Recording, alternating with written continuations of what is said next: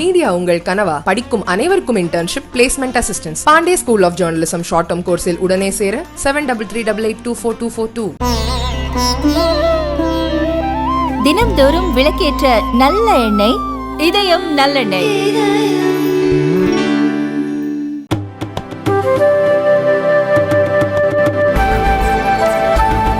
पुस्तक के लोकार्पण के अवसर पर मंच पर उपस्थित हमारे डॉक्टर श्यामा प्रसाद मुखर्जी के डायरेक्टर और मेरे मित्र डॉक्टर अनिर्बान गांगुली जी, हमारे शिवानंद द्विवेदी जी जो एडिटर हैं अमृतकाल की ओर इस पुस्तक के, श्री के उपाध्याय जी, श्री प्रभात कुमार जी, और यहाँ उपस्थित हमारे साथ भारत सरकार में मंत्री एसपी सिंह बघेल जी, हमारे सांसद मनोज जी, राष्ट्रीय संगठक हमारे वी सतीश जी, और यहाँ उपस्थित सभी वरिष्ठ सज्जन वृंद और मेरे प्रभात प्रकाशन के प्रभात जी, और हमारे मीडिया के साथी, प्रिंट मीडिया और इलेक्ट्रॉनिक मीडिया के मेरे साथी। ये मेरा सौभाग्य है कि आज अमृतकाल के ओर इस पुस्तक के विमोचन का मुझे सौभाग्य मिला है।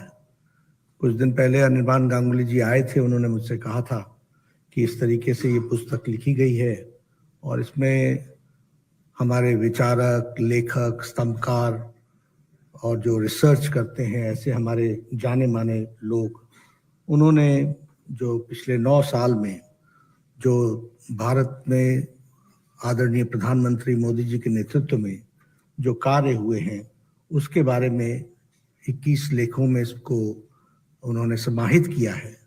तो इसके आप लोकार्पण में आएंगे तो अच्छा रहेगा। मैंने सहर्ष स्वीकार इसलिए किया क्योंकि यह मैं मानता हूं कि यह बहुत ज़रूरी है कि जिस तरीके से प्रधानमंत्री जी ने पिछले 9 सालों में देश को एक नई दिशा दी है और देश को की दशा में भी जिस तरीके से सुधार हुआ है और जिस गहराई के साथ आप सब लोगों ने उस पर मेहनत करके उसके विभिन्न बिंदुओं को रखने की कोशिश की है, उसमें मैं भी अपना योगदान करूं और ज़रूर इसका हिस्सा बनूं।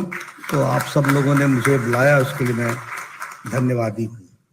इस पुस्तक में जो लेखकों ने लिखा है वो बहुत ही सारगर्भित और संक्षिप्त रूप में उस बात को रखने का प्रयास किया है। एक तरीके से मैं कहूँ तो ये गागर में सागर है, क्योंकि 9 साल में जितने काम हुए हैं उन सब पर चर्चा करना तो जिसको कहते हैं ग्रंथ बन जाएगा, लेकिन आपने उसमें मुख्य बातों को निकाल करके सागर को गागर में भरने का प्रयास किया है। इसके लिए आप सब लोगों को मैं बधाई देता हूं जिन्होंने इस पर मेहनत की है। मुझे बताया गया कि राम बहादुर राय जी ने जब प्रजातंत्र को कैसे और प्रजातंत्र की भागीदारी के बारे में, मोदी जी के नेतृत्व के बारे में उन्होंने लिखा, तो उन्होंने 4 दिन तक कोई टेलीफोन भी नहीं लिया और सिर्फ इसी लेख को लिखने के लिए उन्होंने अपने आप को समर्पित किया। तो ये बताता है कि किस तरीके से इस किताब को पर कोशिश हुई है, और इसलिए हम सब लोगों का ये दायित्व भी बन जाता है कि हम इस पुस्तक का अध्ययन भी करें, पढ़ें भी, और जिस तरीके से हमारे भारत के गृह मंत्री अमित शाह जी ने इसका प्राकथन लिखा है वह भी पढ़ने लायक है, जिसमें उन्होंने बताया है कि किस तरीके से इस यात्रा में राज करना एक बात है, राज करने के लिए समर्पित भाव से, सेवा भाव से उसको आगे बढ़ाना, और जिसे कहते हैं रूल करने के बेसिक प्रिंसिपल्स पर क्लैरिटी रहना, और किसी उद्देश्य और फिलॉसफी के साथ देश को आगे ले जाना, इन बारीकियों को समझना बहुत जरूरी है, जिसको इस पुस्तक में समझाने का प्रयास हुआ है उसको हमको समझना चाहिए। ये प्रधानमंत्री से प्रधान सेवक, ये शब्द सिर्फ शब्द नहीं है, ये संस्कारों को परिवर्तित करने वाला रास्ता है। ये हमारे यहाँ की परंपराओं में नेतृत्व करने वाले की क्या समर्पण है। हम सब लोग राजपथ सुनने के आदी हो गए थे, लेकिन ये राजपथ को कर्तव्य पथ में बदल देना, यह अपने आप में बताता है कि किस तरीके से हमारी सोच की संस्कृति कितनी गहरी है और हम लोगों के लिए किस भाव से समर्पित है, इस बात को इसमें से उजागर होता है। ये जिसे किसी ने वॉकिंग स्टिक बना दिया, चोल डायनेस्टी की संस्कृति से जुड़ा हुआ सिंघोल, उसको देश की आकांक्षाओं से जुड़े हुए 140 करोड़ देश के नई संसद भवन में स्थापित करना, यह भी अपने आप में बताता है कि यह सिर्फ राज नहीं है, यह सिर्फ प्रधानमंत्रित्व का विषय नहीं है, यह देश को नई दिशा के साथ पुरानी संस्कृति से जोड़कर चलने वाला मार्ग है। इसको हमको समझना चाहिए। और वो सिंघोल किस बात का प्रतीक है? राष्ट्रीय एकता का प्रतीक है। वो सिंघोल किस बात का प्रतीक है? वो सेवा का प्रतीक है। वो सिंघोल किस बात का प्रतीक है?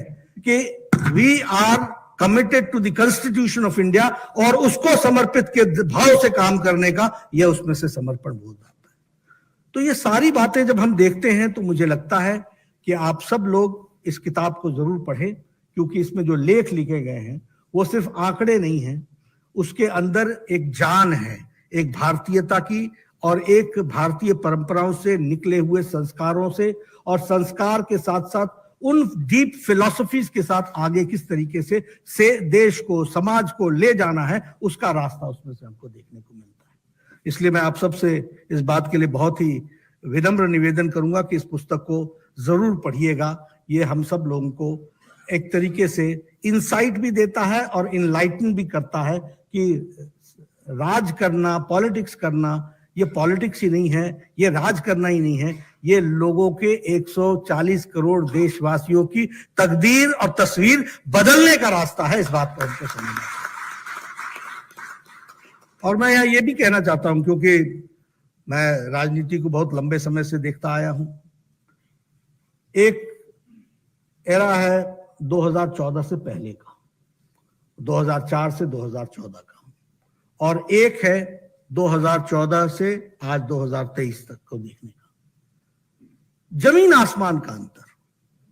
भारत की मानसिकता में यह बैठ चुका था कि देश ऐसे ही चलेगा, कुछ बदलने वाला नहीं है, भ्रष्टाचार सब जगह होगा, हम ऐसे ही चलेंगे, हम कोई सुधरने वाले नहीं हैं। यह मानसिकता के साथ देश की मानसिकता बन गई थी। हमारी गिनती करप्ट स्टेट्स में गिनी जाती थी, देश को करप्ट नेशंस में गिना जाता था। आए दिन कोई न कोई फ्रॉड और एक स्कैंडल, एक स्कैम दूसरे स्कैम से आंकड़ों में एक लंबी छलांग लगा करके खड़ा दिखता था। अगर ये कोई 200 करोड़ का हुआ है तो 500 करोड़, ये 1000 का हुआ है तो 5000, ऐसे इस तरीके से आए दिन स्कैम्स हम सबको देखने को मिल रहे थे। और नेतृत्व में पता नहीं चलता था नेता कहां है, प्रधानमंत्री कार्यालय नेतृत्व कर रहा है या 10 जनपद कर रहा है, पता नहीं चलता था। नेता की जानकारी नहीं, नेतृत्व, निर्णय, नीति, नियत सब प्रश्नवाचक चिन्ह के साथ खड़े थे। आपने हिम्मत करके 2014 में आदरणीय मोदी जी को आशीर्वाद दिया, भारतीय जनता पार्टी को आशीर्वाद दिया, भारत एनडीए की सरकार बनी, और 2014 में नेतृत्व भी मिला, नीति भी मिली, नियत भी साफ थी, और काम करने के साथ साथ आगे बढ़ने का लक्ष्य था, जिसको हम लोगों ने पूरा किया। ये हमको ध्यान रखना चाहिए। इसलिए पॉलिसी पैरालिसिस से decision making government, bold decisions लेने वाली गवर्नमेंट, ये हम सबको देखने को मिला है। और देश का वातावरण भी बदला, और देश के वातावरण बदलने के साथ साथ मैं यह भी कहूंगा कि राजनीतिक संस्कृति बदल गई, पॉलिटिकल कल्चर बदल गया। वोट बैंक पॉलिटिक्स से निकल करके देश अब रिपोर्ट कार्ड पॉलिटिक्स पर आ गया। डायनेस्टी से निकल करके डेमोक्रेसी के साथ खड़ा होना सीख गया है, और उसी तरीके से डायनेस्टिक से निकल करके मेरिटोक्रेसी के साथ खड़ा होना यह देश सीख चुका है। यह हमको समझना चाहिए, यह हमको ध्यान में रखना चाहिए। और हम अगर मोदी जी के विषयों पर चर्चा करें, इसमें आपके 21 लेख लिखे हुए हैं, जिसमें आप सारी बातों को, इन बातों को आप रखेंगे। लेकिन अगर आज हम देखें तो हम कह सकते हैं कि एक समय 2014 से पहले का समय था, मालूम नहीं कहां बॉम्ब ब्लास्ट हो जाएगा, मालूम नहीं टेररिस्ट एक्टिविटी कहां हो जाएगी, मालूम नहीं बॉम्ब कैरॉट प्लेस में फटेगा या हाई कोर्ट के परिसर के बाहर फटेगा, मालूम नहीं कि बनारस के रेलवे स्टेशन पर फटेगा या मंदिर के सामने फटेगा। यह वातावरण हम लोगों ने देखा और आज हम देखते हैं कि देश सुरक्षित और सुरक्षित के साथ साथ एकता के सूत्र में बंधा हुआ देश हम सबको देखने को मिलता है। कभी हम लोगों ने सोचा था कि आर्टिकल 370 एब्रोगेट होगा? कभी सोचा था? नारा हम जरूर लगाते थे, एक देश में दो निशान, दो विधान, दो संविधान नहीं चलेंगे, लेकिन आप लोगों ने साथ दिया और आप लोगों ने साथ देने का नतीजा ये रहा कि आज it was 6th of August 2019 that the complete unification of the country was done and Article 370 was abrogated. उसी तरीके से विकास और विरासत दोनों का ख्याल किया गया। विकास में अगर हमने बहुत ऊंची ऊंचाइयां ली और हमने नए नए कीर्तिमान स्थापित किए तो विरासत का भी ध्यान रखा। अगर हम कहें तो केदारनाथ से काशी विश्वनाथ का जीर्णोद्धार, हमारे शंकराचार्य जी की समाधि का फिर से बनना, फिर उसी तरीके से हमारे पूज्य स्थानों का फिर से रीडू करना और उसको आगे बढ़ाना। हम सब लोगों से पूछा जाता था, हम कहते थे हम मंदिर वहीं बनाएंगे, तो हमसे लोग पूछते थे तिथि कब बताएंगे। आज हम ये कह सकते हैं कि भव्य राम मंदिर वहां पर बन रहा है और वह भारत की संस्कृति का एक तरीके से सूचक है, वह भी हम सब लोगों को ध्यान में आता है। एक बात जो हमको समझनी चाहिए वो ये कि एक पॉलिटिक्स थी डिवीजन की, north south division, language division, आपस में भेदभाव क्रिएट करो। प्रधानमंत्री मोदी जी ने उसको भी यूनिफाई किया। अगर संत तिरुवल्लुवर की बात उन्होंने यूनाइटेड नेशन, संयुक्त राष्ट्र में की, तो बसवन्ना की चर्चा, संत बसवन्ना की चर्चा उन्होंने यूके में राज करने की नीति पर की। यह भी हमको ध्यान रखना चाहिए। अगर तमिल काशी संगम इसको आगे बढ़ाया तो तमिल सौराष्ट्र संगम को भी आगे बढ़ाया। ये सब बताता है कि कल्चरल यूनिफिकेशन के लिए किस तरीके से काम हुआ है, वह भी हमको, ये सिंघोल अपने आप में इस बात का सूचक है कि भारत एक यूनाइटेड रूप में देखने का तरीका किस तरीके का होता है, उसकी गहराई को भी ये बताता है, दर्शाता है। इसको भी हमको ध्यान में रखना चाहिए। एक सबसे बड़ी बात मैं जरूर कहूंगा, क्योंकि सार्वजनिक जीवन से लंबे समय तक जुड़ा रहा हूं और मुझे लंबे समय तक एक विधायक के रूप में काम करने का मौका मिला। गांव, गरीब, वंचित, पीड़ित, शोषित, दलित, महिला, युवा, किसान, इसकी चिंता अगर हुई है तो सही मायने में नरेंद्र मोदी जी के नेतृत्व वाली सरकार ने चिंता। Empowerment of the poor, empowerment of the women, empowerment of the Dalits, empowerment of farmers, ये अगर कभी हुआ और सही मायने में हुआ, और मैं आपको धरती की बात बताना चाहूंगा। बहुत सी बातें चर्चा होती है लेकिन मैं सोच करके कई बार छोड़ देता हूं, लेकिन आज आपसे जरूर शेयर करूंगा। आज प्रधानमंत्री आवास योजना में लगभग 4 करोड़ से ज्यादा मकान बन गए हैं और किचन, टॉयलेट, गैस का कनेक्शन, कोर्टयार्ड और उसके साथ साथ 2 कमरे और इस तरीके की व्यवस्था के साथ आज 4 करोड़ घर बन गए। मैं एमएलए था, मेरे सामने मेरा ब्लॉक डेवलपमेंट ऑफिसर आता था बीडीओ और कहता था, नड्डा जी इस बार आपको एक पंचायत में एक इंदिरा आवास योजना में घर मिला है, बताइए इसको किसको दें। मैं कहता था, भैया ये तू ही बांट ले, मैं क्या बांटूंगा, इस इंदिरा आवास योजना को लेके मैं क्या करूंगा। देखिए पॉलिसी डिसीजन का फर्क जमीन पर क्या पड़ता है उसको समझिए। मैं आपको वो समझाने की कोशिश कर रहा हूं। आज 4 करोड़ घर, एक एक पंचायत में 200-200 घर बन रहे हैं और डायरेक्ट डिस्बर्समेंट हो रही है, डीबीटी के माध्यम से हो रही है, नो बिचौलिया, नो मिडिल मैन। ये बदला हुआ भारत नहीं है तो और क्या है? ये हमने धरती पर देखा, ये हम आपको बताना चाहते हैं। अगर मैं स्वच्छ भारत की बात करूं, ठीक है, हम लोग कई बार इतने इम्यून हो जाते हैं कि इन बातों को ध्यान में नहीं रखते हैं। आप सब लोगों ने आज से अगर 10 साल पहले कभी भी हाईवे पर सफर किया होगा तो आप देखते होंगे कि झुंड की झुंड महिलाएं अपने दैनिक नित्य कर्म को करने के लिए सड़क के किनारे पर एक साथ जाती हुई आपको दिखती थी। क्या मानवता थी, क्या ह्यूमन डिग्निटी थी, क्या महिलाओं के साथ व्यवहार हो रहा होगा, आप समझ सकते हैं। और ये this also resulted into sexual abuse, this also resulted into sexual violence also, because they were vulnerable. और क्या डिग्निटी थी, सूर्यास्त और सूर्योदय का इंतजार करती थी अपने दैनिक नित्य कर्म से फ्री होने के लिए। और संख्या कितनी निकली? 12 करोड़, 101 करोड़ 40 लाख, और 12 करोड़ फैमिलीज, फैमिलीज का मतलब बच्चे होते हैं। किस तरीके का जीवन जी रहे थे।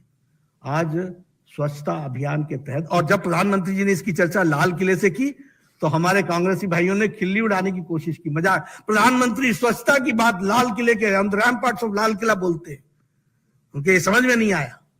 लेकिन आज बदलती हुई तस्वीर, और मैं स्वास्थ्य मंत्री की दृष्टि से आपसे बता सकता हूं, इसके चलते डायरिया के केसेस भी घट गए और बच्चों के डायरिया के केसेस घट गए, ये भी हमको ध्यान रखना चाहिए। तो ये भी हमको, अब सौभाग्य योजना की बात करें, मैं तो फिर आपको, क्योंकि जमीन की बात बता सकता हूं कि किस तरीके का फर्क आता है। हमारे यहां जब मान लीजिए कि 2 भाइयों का डिवीजन हुआ और एक नया घर बन गया, तो उस घर को जब इलेक्ट्रिसिटी लगती थी और वो नए जगह पर जाकर के बसता था, तो वो मेरे पास आता था और कहता था, भाई साहब मेरे को बिजली दिला दीजिए। मैं जूनियर इंजीनियर को बोलता था कि इसको बिजली दो। जानते हैं पहले बिजली वाला क्या बोलता था? ऐसा है, पहला काम तो करो कि गांव वालों को लाओ और ला करके सब इकट्ठे होकर के खंबा ले जाओ। खंबा मतलब पोल, यानी वो सरकार की जिम्मेवारी नहीं है, वो तुम करो। और कितना मीटर तार लगेगी? तो 200 मीटर लगेगी, तो 100 मीटर का तुम इंतजाम करो, 100 मैं करता हूं। यानी ऑब्लिगेशन है, जैसे ऑब्लाइज कर रहे हैं। अगर 100 मीटर दे दिया तो ऐसा लगा जैसे हमने कोई बहुत बड़ा ऑब्लिगेशन कर दिया। आज सौभाग्य योजना में 2 करोड़ 60 लाख घरों को बिजली पहुंचाई गई है। और मैं आपको इसका वास्तविक विषय बताता हूं। जब मैं लाभार्थी से मिलने के लिए लखनऊ के पास के गांव में गया, आउटस्कर्ट्स ऑफ लखनऊ, तो मुझे वहां के सज्जन ने कहा, बिजली आई थी उसके यहां, तो मैं गया था उसके यहां, तो बोलने लगा, बाबूजी मजा आ गया। मैंने कहा मजा क्या आया? बोला, दोपहर को फॉर्म भरा है और शाम को बिजली आ गई है, ये फर्क आया है, ये हमको समझना। हर घर नल हर घर जल, 1.8 करोड़ लोगों को घर और जल दिया गया है, उनके घर में टैप वाटर पहुंचाया गया। मैंने वो तस्वीर देखी है जब हमारी महिलाएं एक साथ इकट्ठा होकर के सुबह 20 के झुंड में, 30 के झुंड में, एक एक 2-2 घैले लेकर के 1.5 किलोमीटर नीचे उतरती थी पहाड़ से, और पानी लाने में 4 घंटे 3 घंटे लगते थे, सिर्फ पानी लाने में। ये भी हमने तस्वीर देखी है। और आज मैं वो तस्वीर देख रहा हूं कि 8 करोड़ 80 लाख लोगों के घर में नलके लग चुके हैं। ये फर्क हम देख रहे हैं, ये है जमीन का फर्क। मुझसे कई बार मजाक में लोग आके बोलते मुझे क्या मिला, तो मैं कई बार उनको बताता हूं, पूछता भी हूं कि बता, आज से 10 साल पहले, 5 साल पहले बावड़ी में नहाने जाते थे कि नहीं? बोले हाँ जाते थे। बाल्टी लेके जाते थे कि नहीं? कितनी दूर थे बावड़ी? तो जी वो तो 20-25 मिनट तो लग ही जाता है। तो 20-25 मिनट जाना, 20-25 मिनट आना, और साथ में पानी भी लाना, और फिर धूप में वापस आना, और फिर पसीने में नहा लेना। यही नहाते थे ना तुम? बोले हाँ ऐसे ही नहाते थे। आज मैंने कहा तुम्हारे घर में कितने बाथरूम है? बोला हर कमरे के साथ लगभग एक बाथरूम तो है ही। तो ये हर घर जल, और जल के साथ पानी की व्यवस्था करना, इससे कितना बड़ा व्यक्ति को फर्क पड़ा है, यह भी हम लोगों को समझना चाहिए, यह भी हम लोगों को ध्यान में रखना चाहिए। आयुष्मान भारत के बारे में अगर मैं बात करूं, हम जब हेल्थ मिनिस्टर थे तो चर्चा होती थी health coverage, universal health coverage. एक बहुत बड़ा नारा दुनिया के मतलब वर्ल्ड हेल्थ असेंबली में जाओ तो कोई भी मिलेगा तो बोलेगा what are you doing about health coverage, universal health coverage. जैसे ये एक विषय है जिस विषय में हमको काम करने की जरूरत है और हम समझते भी थे, लेकिन हमें खुशी है और हम अपना सौभाग्य मानते हैं कि प्रधानमंत्री मोदी जी के पास जब मैं यूनिवर्सल हेल्थ कवरेज के लिए 1 लाख रुपए को लेकर के गया था तो उन्होंने मुझसे कहा, नड्डा थिंक बिग। और उन्होंने आयुष्मान भारत 50 करोड़ लोगों के लिए 5 लाख रुपए सालाना हेल्थ कवरेज की बात की। हमारे एमपी साहब बैठे हैं, हमारे मनोज जी बैठे हैं। आज से आयुष्मान भारत के पहले हर एमपी चिट्ठी लिख रहा होता था प्रधानमंत्री जी को, इसका बाईपास होना है, इसका वैल्व बदलना है, इसकी किडनी का ऑपरेशन होना है, इसमें इतना पैसा खर्च होगा, कृपया अनुशंसा करने की कोशिश करें, कि कृपया अनुदान देने की कोशिश करें। हर एमपी चिट्ठी लिखता था। आज 50 करोड़ लोग, 10 करोड़ 74 लाख परिवार, 10 crore 74 lakh families, 50 crore people are getting 5 lakh health coverage every year for गंभीर बीमारियों के लिए ये इलाज किया जा रहा है। और किसको दिया गया है? ये कोई कास्ट पर नहीं किया गया है, ये बाय प्रोफेशन किया गया है, कास्ट सेंसस पर किया गया है। रेडी वाला, फेड़ी वाला, रिक्शा वाला, ठेले वाला, लिफ्ट मैन, रैग पिकर, बस का ड्राइवर, बस का क्लीनर, ये गरीब लोग जिनका कोई देखने वाला नहीं है, ऐसे 10 करोड़ 74 लाख परिवारों को आयुष्मान भारत से जोड़ा है। और आज हेल्थ कवरेज की दृष्टि से हम आगे बढ़े हैं, ये भी हमको समझना चाहिए, जानना चाहिए। कोरोना की बात करें तो मैं बड़े फख्र के साथ ये कह सकता हूं कि इंडिया ने कोरोना मैनेजमेंट, मोदी जी ने दुनिया को एक प्रोग्राम के तहत बताया कि किस तरीके से पेंडेमिक मैनेज किया जाता है। इसका उदाहरण है तो वो कोरोना मैनेजमेंट। दुनिया का हर देश विफल हुआ है इसमें, दुनिया का हर देश विफल हुआ है। अमेरिका जैसा देश ये तय नहीं कर पाया कि इकोनॉमी महत्वपूर्ण है या जान महत्वपूर्ण है। देश नहीं तय पाया लॉकडाउन लगाएं कि नहीं लगाएं। यूरोप नहीं तय कर पाया। लेकिन प्रधानमंत्री मोदी जी ने समय पर बोल्ड डिसीजन लिया, लॉकडाउन लगाया, देश को तैयार किया और उस समय कहा जान चाहिए, जान है तो जहान है, पहले जान। और जब जान को बचा लिया तो कहा जान भी है और जहान भी है, दोनों को संभाल करके चले। अगर मैं बात करूं कोरोना मैनेजमेंट की दृष्टि से तो मैं कई बार ये इस बात को कहता हूं, स्वास्थ्य मंत्री रहा हूं, इस देश में टेटनस को नेशनल प्रोग्राम बनने में 25 इयर्स लगे। इस देश में स्मॉल पॉक्स, चिकन पॉक्स को नेशनल प्रोग्राम बनने में 20 to 25 इयर्स लगे। ट्यूबरक्लोसिस के प्रोग्राम को नेशनल प्रोग्राम बनने में 30 इयर्स लगे। जापानीज इंसेफ्लाइटिस को नेशनल प्रोग्राम बनने में 100 साल लग गए, 100 इयर्स। 1906 में दवाई आई थी, 2006 में नेशनल प्रोग्राम बना, 2006। लेकिन कोरोना 2019 की जनवरी में, 2020 की जनवरी में पहला केस डिटेक्ट हुआ था। 2020 के अप्रैल में टास्क फोर्स बैठाया और 9 महीने के अंदर, 9 मंथ्स के अंदर एक नहीं 2 इंडिजिनस वैक्सीन बना करके दी। ये भी हमको ध्यान में रखना चाहिए। और जब मैं कोरोना की बात करता हूं तो मैं हमेशा कहता हूं सभी जगह देश ने, सरकार ने कोरोना लड़ा, हमारे यहां देश ने, मोदी जी ने देश के साथ मिलकर के कोरोना की लड़ाई लड़ी। ये ताली बजाओ, ये थाली बजाओ, ये दिया जलाओ, जो लोग उसका मजाक उड़ाते थे उनको ये पता नहीं चल रहा था कि देश को किस तरीके से मोदी जी ने साथ में खड़ा करके इसकी लड़ाई को आगे बढ़ाने का काम किया है। इस बात को हमको समझना होगा। जब उन्होंने एक टेस्ट के केस में एक दिन का कुछ समय के लिए कर्फ्यू लगाया, लॉकडाउन लगाया, वो देख रहे थे कि देश तैयार हुआ है कि नहीं हुआ है। और वैक्सीनेशन में ऑस्ट्रेलिया में, अमेरिका में, फ्रांस में, जर्मनी में वैक्सीनेशन के खिलाफ प्रदर्शन हुए हैं। यानी देश नहीं तैयार था वैक्सीनेशन के लिए। और ये देश, हमारा देश है, 100% से ज्यादा वैक्सीनेशन लगाकर 220 करोड़ का dose, double dose with booster लेकर के तैयार खड़ा है। ये फर्क है। आज भी 76% से ज्यादा वैक्सीनेशन अमेरिका में नहीं हुआ है। ये फर्क हमको समझना चाहिए और ये हम लोग को के ध्यान में रहना चाहिए। अगर मैं आर्थिक दृष्टि से बात करूं तो इकोनॉमी की दृष्टि से आज India has overtaken Britain, it is now the 5th largest economy. और ऋषि सुनक बोलता है time is not far when India will become the 3rd largest economy. ये वहां का प्राइम मिनिस्टर बोल रहा है। ये स्थिति आकर के खड़ी हुई है। उसी तरीके से अगर हम देखें, मैं आपके सामने, अब मैं कई बार हमसे लोग बात करते हैं इन्फ्लेशन और ये और वो, सारी दुनिया में आर्थिक संकट आया, सारी दुनिया में पेंडेमिक आया, सारी दुनिया में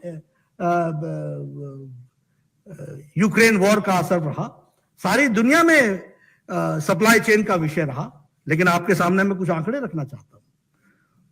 हमारा ग्रोथ रेट जो आईएमएफ के वर्ल्ड इकोनॉमिक आउटलुक के द्वारा है, उसमें ग्रोथ फोरकास्ट जो है वो यूएसए का 1.4% है, जर्मनी का 0.1% है, यूके का -0.6% है, चाइना का 5.2% है, ब्राजील का 1.2% है और इंडिया 6.1% पर खड़ा है। और अभी जो मॉर्गन स्टैनली का आया है वो ग्रोथ रेट 7.2% बताता है। ये भी हमको ध्यान रखना।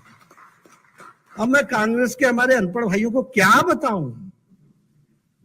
कुछ पढ़ लिख लिया करो, जरा अगल बगल झांक के देख लिया करो। जिस धरती पर आप गए हो आज, उस धरती का ग्रोथ रेट 1.4% है, जहां से आप भाषण दे रहे हो और भारत के बारे में तमाम बातें कहते हो, वहां का ग्रोथ रेट 1.4% पर खड़ा है और भारत आज 6.1 पर तो डिक्लेयर्ड है, प्रोजेक्टेड 7.2 पर खड़ा है। यह भी हमको ध्यान रखना चाहिए।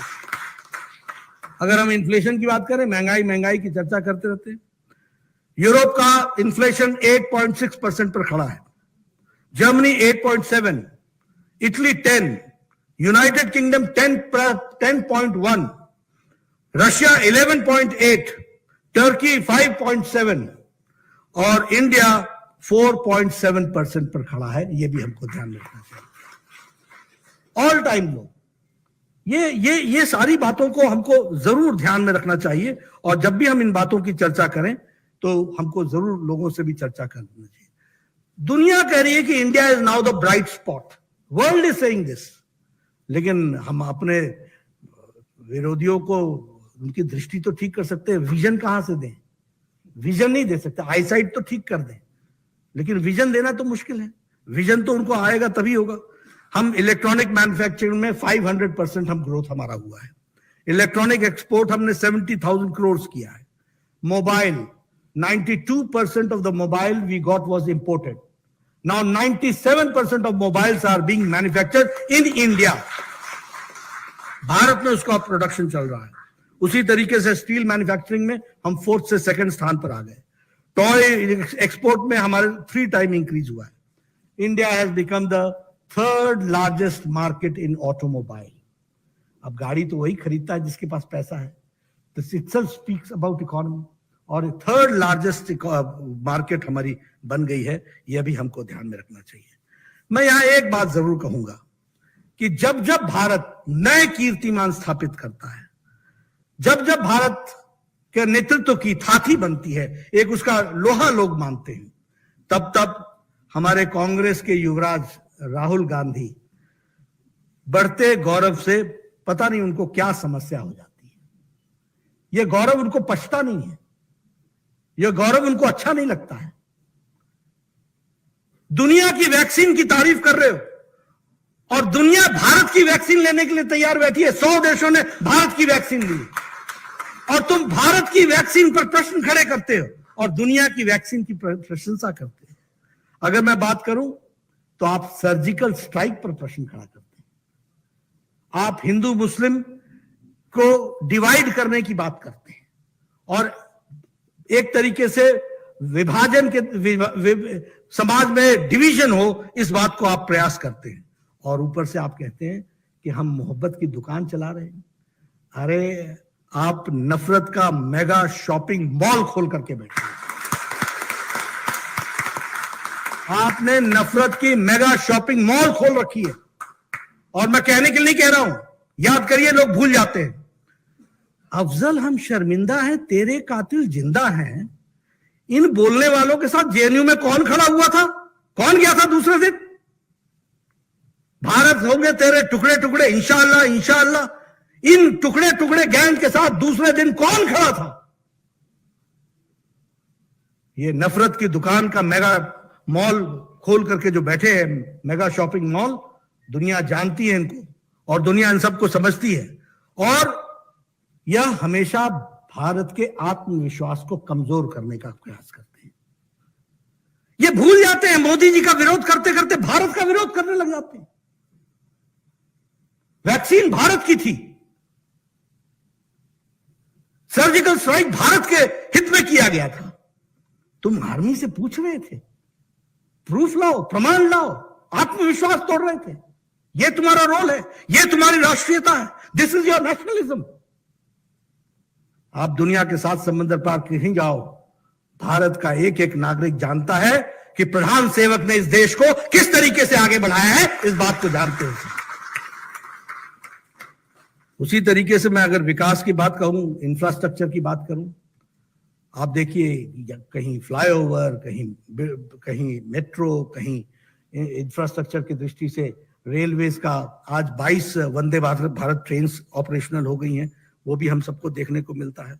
तो इस तरीके से अगर हम देखें तो अब डिफेंस की अगर हम बात करें, मैं डिफेंस के बारे में जरूर आपको बताना चाहूंगा कि आज डिफेंस का एक्सपोर्ट 8 टाइम इंक्रीज हुआ है।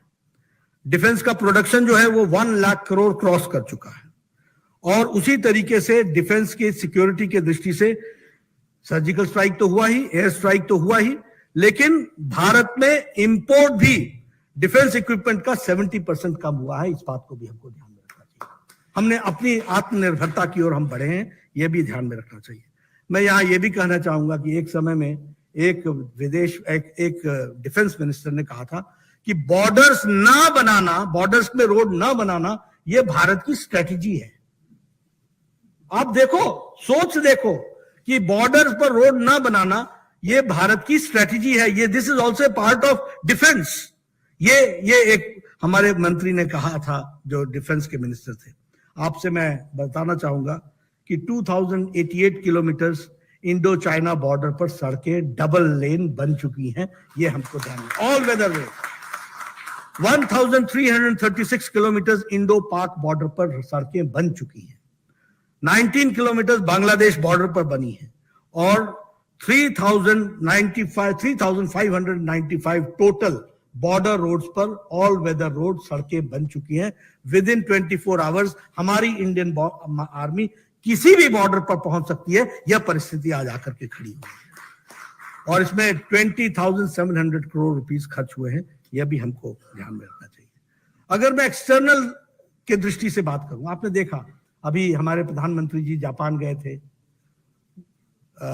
G7 की मीटिंग अटेंड की और वहां पर चर्चाएं हुई। आपने देखा किस तरीके से जो बाइडेन ने जो वक्तव्य दिया, क्या वक्तव्य दिया, आई वॉन्ट योर ऑटोग्राफ। फिर आगे क्या कहा कि I have a complain, next year in June 22 you are coming to America, we are offering you a state dinner, people are complaining me that they want to join and be the part of the dinner and meet Prime Minister Modi। ये Joe Biden बोलते हैं, Bharat America का राष्ट्रपति बोलता है। हमारे Papua New Guinea के आपने देखा प्राइम मिनिस्टर साहब ने जिस आदर के साथ उनका स्वागत किया, वो भी आप लोगों ने देखा। आपने देखा ब्रिटिश का प्राइम मिनिस्टर किस तरीके, ऑस्ट्रेलिया का प्राइम मिनिस्टर किस तरीके से कहता, you are the boss, Modi is the boss. ये वाक्य, ये सेंटेंसेस, ये अपने आप में भारत के कहानी बताते हैं। और ये ऐसे ही नहीं हुआ है। प्रधानमंत्री जी ने 100 बार विदेश यात्राओं में 60 कंट्रीज के साथ अपने आप को एंगेज किया है और दुनिया में अपना स्थान बनाया है। इस बात को भी हमको ध्यान में रखना चाहिए। हम अगर क्वाड के सदस्य बने, हम अगर G7 में रेगुलरली बुलाए जाने लगे हैं, G20 को हम लीड कर रहे हैं, I2 U2 में के हम पार्ट एंड पार्सल बन गए हैं, ब्रिक्स में हमारी महत्वपूर्ण भूमिका है। और सबसे बड़ी बात देखिएगा, मैं आपको बताऊं, जो लोग अंतर्राष्ट्रीय राजनीति को समझते हैं वो उनको यह समझना चाहिए कि मोदी जी के राज में ये जो अमृत काल की तरफ हम आगे बढ़ रहे हैं, डीहाइफनेशन ऑफ इंडिया एंड पाकिस्तान। डीहाइफनेशन का मतलब क्या हुआ? दुनिया के जितने भी नेता आज से पहले चर्चा करते थे, वो हमेशा एक वाक्य में कहते थे, India and Pakistan, India and Pakistan. आज दुनिया का कोई भी नेता इंडिया के साथ पाकिस्तान शब्द नहीं लगाता है। Now India is India and Pakistan is where it is. वो वही है जहां है, ये भी आप लोगों ने देखा। तो एक इंटरनेशनल दृष्टि से भी देखें, अंतर्राष्ट्रीय दृष्टि से भी देखें, और हमारे सांस्कृतिक विरासत के बारे में मैंने आपसे चर्चा की। तो ये सब कुल मिलाकर के एक तरीके से ये प्रयास हुआ है कि आज देश विकसित भारत की ओर चल रहा है। और अमृत काल में ये हम सब का सौभाग्य है, क्योंकि आप लोगों ने भी राजनीति बहुत समय से देखी है, आप सब लोग जानते हैं। मतलब मैं तो बिहार से आता, शुरुआती जो दौर हमारा वहीं गुजरा। यहाँ कुछ ना बदलेगा, यहाँ कुछ ना बदलेगा, ये वाक्य से शुरू होता था, और हम सब लोग भी मान लेते थे कि ऐसा ही चलेगा, ऐसा ही चलेगा। आज विकसित भारत सपना देखता हुआ आगे बढ़ रहा है, और वह हमारा लक्ष्य है। पुरानी गुलामी के सारे चिन्ह मिटा देने हैं, और अपने इतिहास के गौरव को याद रखना है, और एक साथ मिलकर के चलना है, और अपनी जिम्मेवारी को निभाना है। ये 5 बातों को मोदी जी ने कहा है, जिसको हमको आगे बढ़ाना है।